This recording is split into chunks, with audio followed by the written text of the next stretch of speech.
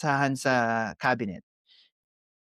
So nilagay ko dito Department of Tourism, DOH at saka DTI. What's your opinion then about, Secretary Frasco ng Tourism?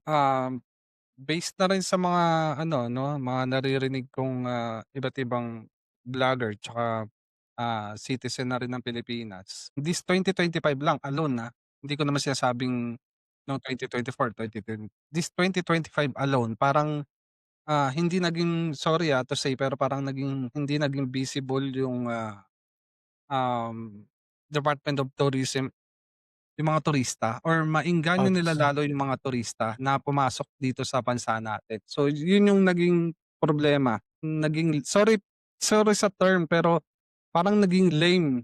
Hindi ko naman sinasabing lame duck, lame lang yung, departamento. Actually, isa sa mga naging issue sa kanya lately, meron siyang mga, ah, ni-launch na program sa tourism. Ang problema, instead of taking pictures ng mga natural resources natin sa Pilipinas, ang nilagay niya mukha niya. So Porke porke ba maganda siya, Kaso walang ano, alam mo yung walang commercialism na nangyari. Mukha yun mo nga, lang yung eh. yeah. kinommercial mo, yung Yun nga in-advertise. yung napanood ko kanina, eh.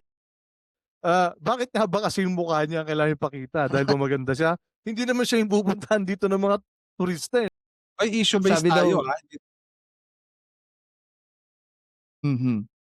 Sabi daw baka daw napalitan na ang ganda naman ng Bakit nga ba hindi pino-promote yung tama raw na yun nga, 'di ba? ano, for the whole longest time, jeep din for transportation. Hindi yan napo-promote sa tourism, yung jeep natin. sa promotion? Kulang sa promotion tsaka strategy. Tourist spot ng bansa. Correct. And, another department, Secretary Herbosa ng, DOH. Mang Mags, anong tingin mo diyan? Oo nga, Yeah, and I think isa pa sa nagiging problema ngayon, madami overcrowded pa rin na mga ospital, yes. pa rin sa mga public hospital at this moment, plus yung issue sa PhilHealth na